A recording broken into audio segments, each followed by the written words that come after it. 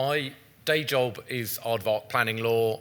I sort of talk about planning law as being sort of applied climate change law for new development, but I have a foot in specialist environmental law, and I'm involved in real estate transactions as well, which is how I sort of came to be the right bloke for the job in terms of assisting the Law Society with this initiative relating to climate change. I've added a question mark to the title of the talk because this is not the Law Society's final or stated position. It's work in progress and it's an evolving corporate position. So what you're getting today are Seb Charles's view on the subject, but I have taken internal soundings. There are various people working in coordination on this, and I think it gives us a good indication of the direction of travel. There are two strands of specific work that the Law Society is doing. Firstly, at a high level, a sort of ethical piece about lawyers and climate change, and that's being led by Caroline May and the Law Society's Climate Change Working Group. And the more prosaic bit, which is my part, is advice to solicitors on specific conveyancing transactions. And we're focusing on residential conveyancing transactions because we see that as the area that most needs help. On sophisticated commercial transactions, you've got more sophisticated lawyers, and so for the need for guidance is less pressing. There we go.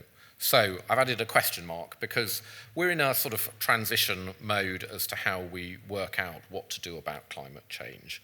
But the Law Society does get it. The climate change resolution has been mentioned already. What I would say is that flood risk is the sort of number one climate issue, and getting a grip on that first is really important, but it's then moving beyond just flood risk into the whole range of climate change related risks.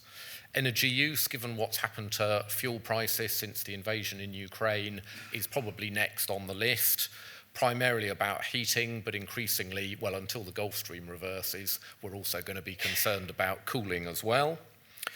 And then we get into the physical characteristics of property, its location, its adaptability, and its resilience. And as I mentioned, this is a sort of joint initiative of various elements of the Law Society working together at different committees. And at the end of the slides, I'm going to just try and identify some of the challenges that we've identified in putting the guidance together, and hence why it's not the work of a moment to do. So this slide sets out what the Law Society's climate change resolution identifies as being the position for solicitors. The Law Society aims to provide support, guidance, develop educational tools, engage with solicitors, influence legal training, collaborate, report and share. And the overall stated objective for solicitors is that it should be climate conscious legal practice. There is also a role that the Law Society has in shaping future laws. It's often consulted upon by government in terms of the direction of travel for legislation, sometimes at a principle level, but often more in relation to the detail of what laws say. My committee, for instance, was meeting with the government's chief planner yesterday on the planning white paper, and one of the questions is, where has the golden thread of climate change gone to in this, because it's not high up in the levelling up agenda anymore. So the Law Society is involved in the shaping of future laws. The Chancery Lane project has already been mentioned, also the Legal Sustainability Alliance, and I'd also direct you to the Future World 2050 report, which is available on the Law Society's website. This is the Law Society's horizon scanning, looking at threats and issues for the profession, of which climate change is up there as one of the top 6 issues. So flood risk, there's been a practice note on flood risk for some time. It does need a little bit of improvement and freshening up. It predates the resolution, and I think it also predates the development of more sophisticated flood risk searches that are starting to become available in the marketplace. It focuses mainly on flood-prone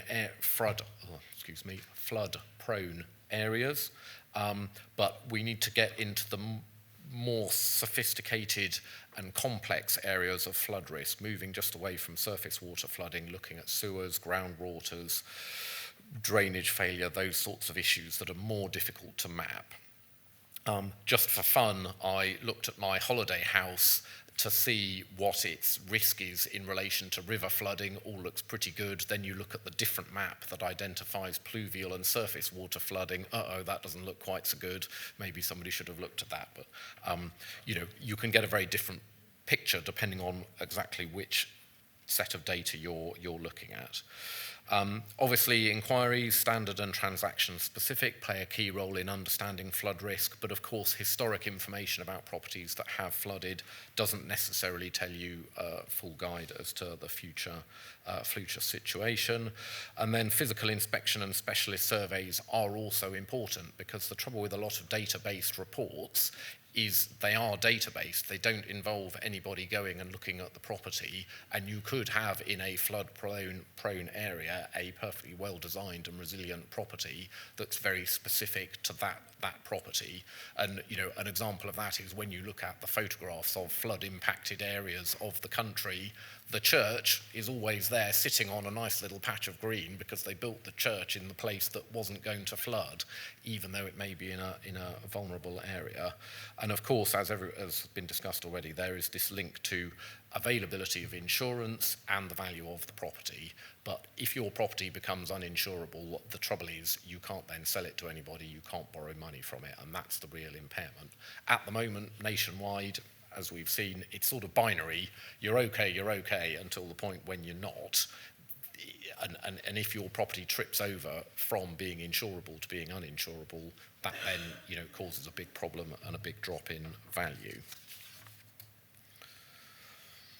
So energy use, heating and cooling. As I say, this is partly to do with the how expensive it is to heat or cool your home, and also about how livable the conditions are in that property. I think a lot of people during the pandemic have suddenly realised that actually on a hot day their house is not such a great place to be. They didn't realise it because they used to be out at work all day, but if you're stuck at home in your home office on Zoom for 8 hours a day, perhaps the living conditions start to become a bit more important.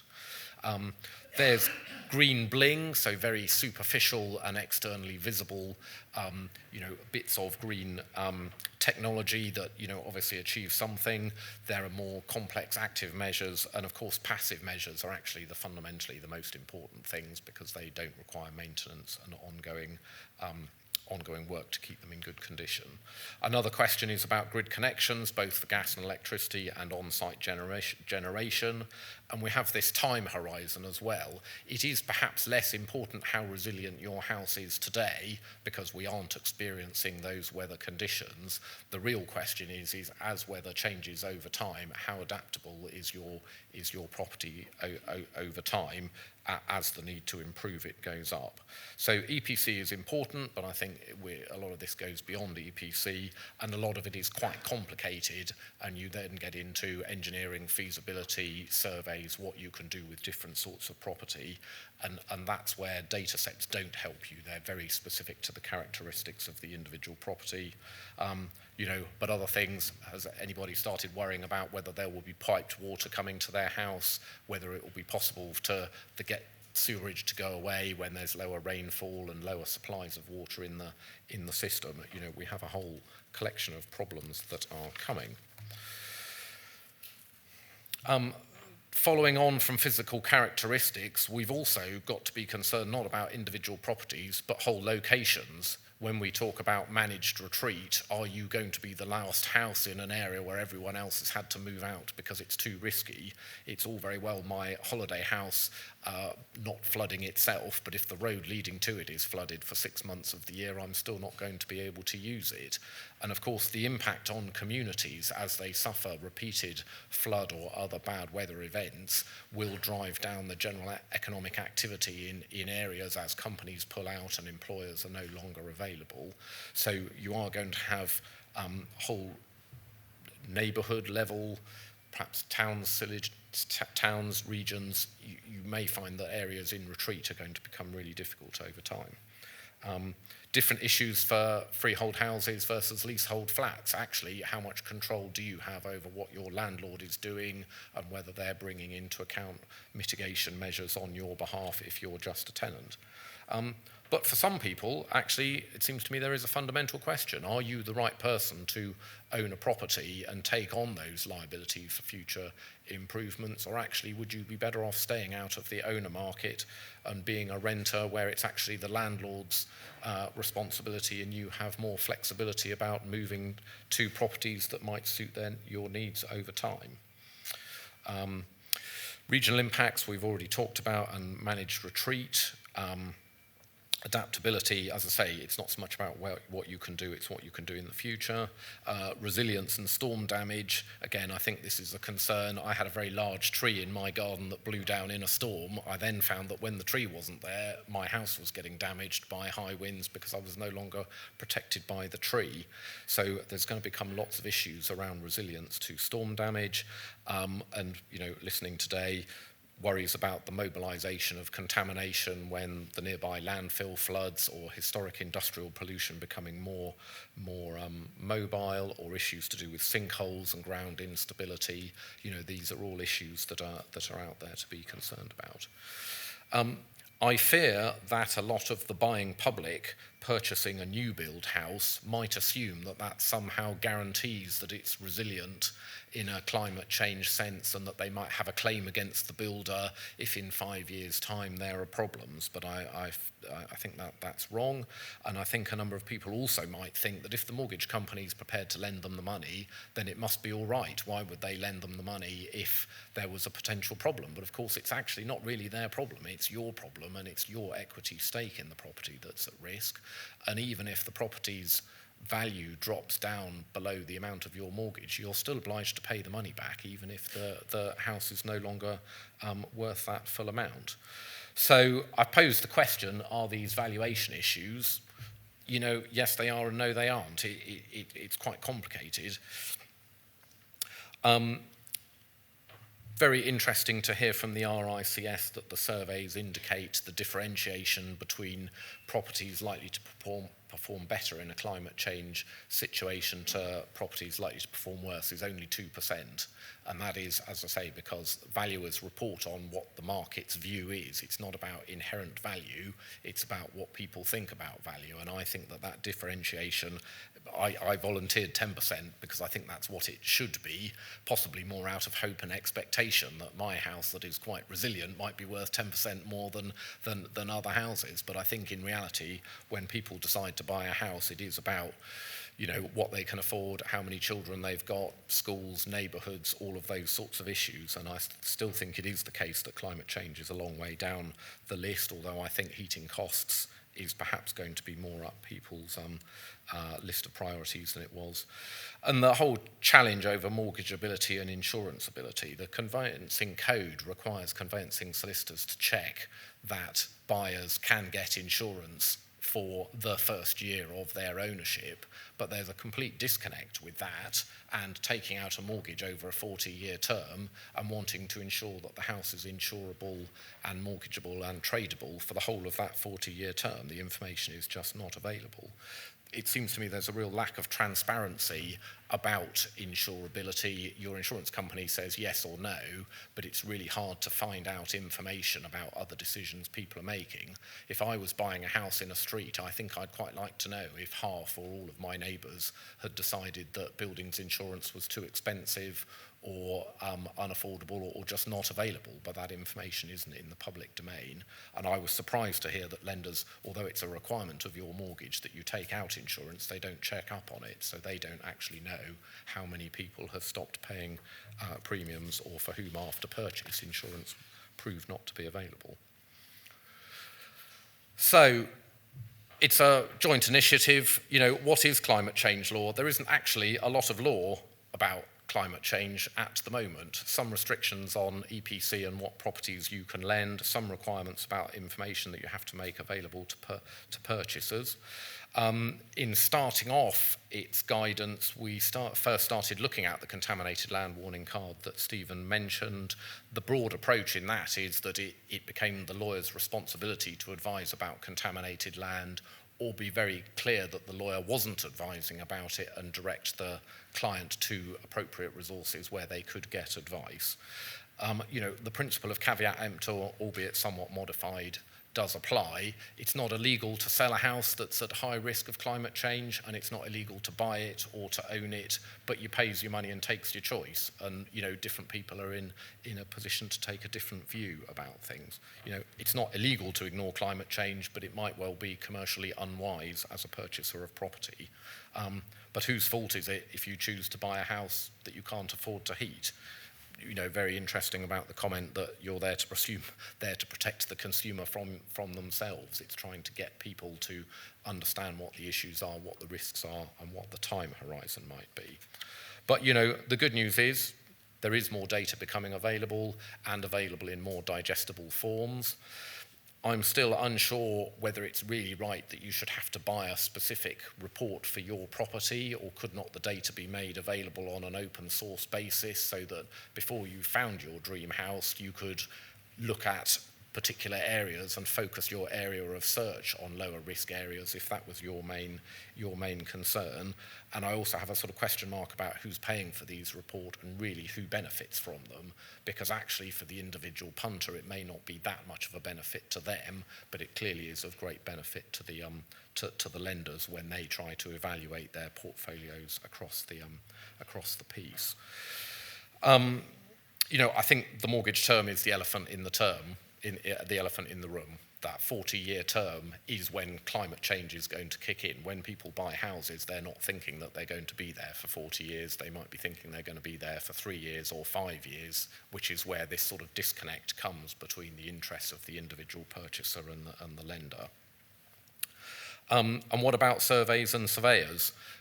I am still constantly amazed that people buy the most expensive purchase that they're ever going to make without checking it out properly. They kick the tyres and go for a quick drive around the block, the equivalent for a house, but they don't look under the bonnet and get a technical specialist to investigate, in great detail. And I think that's going to change over time as we start to see differentiation in the marketplace between adaptable, highly resilient properties and the rest. And as I say, the question about future insurability, again, I think is one of the biggest challenges. So there's some guidance on the way. It is going to be focused on raising standards within the legal profession, but it's not intended to make solicitors responsible for wrapping the whole transaction. As I say, if you buy a house that you can't afford to heat, I don't really think that should generate a claim against your solicitor 5 years down the line, but there's clearly, a position to be obtained. There is clearly a business opportunity for solicitors to advise on climate change, and hopefully it will be done well and will raise standards and will be in everybody's best interests. The new products coming to the market in terms of reports, hopefully they will be cost effective, they'll be helpful, and I think new market standards and practices will evolve over time as they have for contaminated land risks. I think that data transparency is really important, and as I say, I think the tricky one at the moment to deal with is availability of insurance, not just now, but in 5 years' time or 10 years' time, and making it clear, as I say, if in a community lots of people have either found it impossible to get insurance or it's just not cost effective, that would be useful information to know. I've talked about joint responsibility with other stakeholders in the conveyancing process, particularly with the lenders and valuers and surveyors, about getting into the detail of specific properties and where they lie in the scale of resilience and adaptability.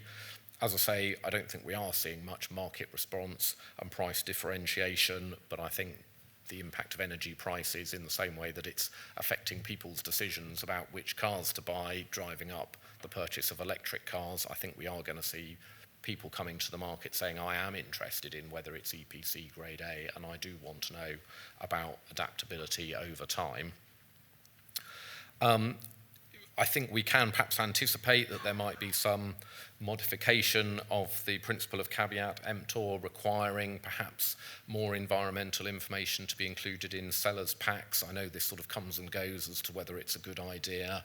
That might be a way of adding some consistency in the market so buyers can make sensible decisions between property A and property B.